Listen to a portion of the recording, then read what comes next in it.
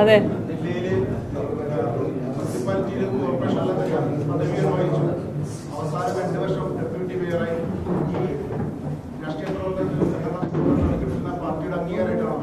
തീർച്ചയായും എനിക്ക് പാർട്ടി കാലാകാലങ്ങളിൽ ഇന്ന് വരെ KSU മുതൽ ഇവിടം വരെ എല്ലാ അംഗീകാരവും തന്നിട്ട് തന്നെയാണ് ഞാൻ വളർന്നു വന്നത്.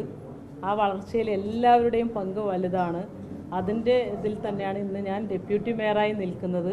ഇപ്പോൾ മേയർ പദവിയിലെത്തിയതും അതിൻ്റെ ഏറ്റവും വലിയ അംഗീകാരമാണ്. എൻ്റെ ജീവിതത്തിൽ എനിക്ക് പാർട്ടി തന്ന ഏറ്റവും വലിയ അംഗീകാരം.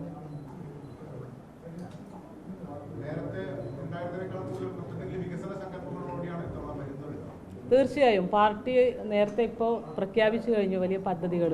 ആ പദ്ധതി നമ്മൾ UDF സംവിധാനത്തിൽ നല്ല രീതിയിൽ ഇംപ്ലിമെൻറ്റ് ചെയ്യണമെന്നുള്ളതാണ്. അതോടൊപ്പം ഒരുപാട് പദ്ധതികൾ നമ്മൾ ആസൂത്രണം ചെയ്ത് വരികയാണ്.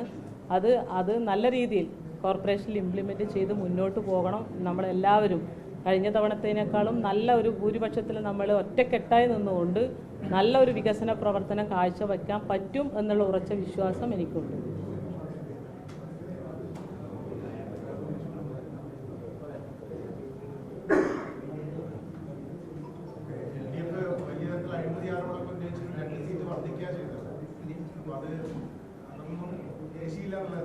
അത് കളവാണെന്നുള്ളത് എല്ലാവർക്കും അറിയാം. കണ്ണൂരിലെ ജനങ്ങൾക്ക് അറിയാം എന്താണ് അവർ പറയുന്നതെന്ന്. അപ്പോൾ അതൊന്നും ജനങ്ങൾക്ക് നല്ല വിശ്വാസമുണ്ട്. ഇവിടെ നടത്തിയ കഴിഞ്ഞ 5 വർഷത്തെ ഭരണ നേട്ടം അത് നമ്മുടെ വിജയത്തിന് വലിയ കാരണമായിട്ടുണ്ട്.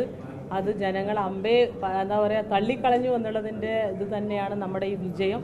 എന്തായാലും ഇനി വരുന്ന 5 വർഷവും UDF ഒറ്റക്കെട്ടായി നിന്നുകൊണ്ട് ഭരണസമിതി ഒറ്റക്കെട്ടായി നിന്നുകൊണ്ട് കണ്ണൂരിൻ്റെ വികസനം അത് നമ്മുടെ UDF കൊണ്ടുവരുന്ന വലിയ പദ്ധതികൾ ഇവിടെ പ്രഖ്യാപിച്ചു കഴിഞ്ഞിട്ടുണ്ട്. ആ പദ്ധതികൾ പൂർത്തീകരിക്കാൻ ആവശ്യമായിട്ടുള്ള എല്ലാ ഇടപെടലുകളും ഞങ്ങൾ നടത്തി മുന്നോട്ട് പോകും.